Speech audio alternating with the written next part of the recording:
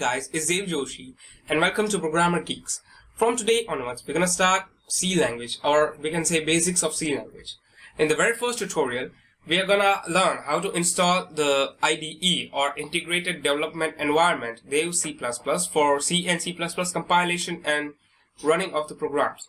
So simply write Dev CPP in the Google search bar and go to the sourceforge.net link.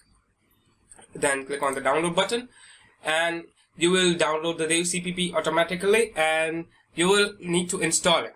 So after the installation process, which is really simple, as you install any other software, it's really simple to that. You will be presented with this kind of layout. No, this is not what you'll be presented with. You'll be presented with this kind of layout. Okay. So let's first go to create a new source file. New and source files. As you can see, there is a shortcut here, which is Control N. So you can simply write that. And hash include stdio.h and void main, okay, open curly bracket and automatically close curly bracket, printf, which is the print function, hello world.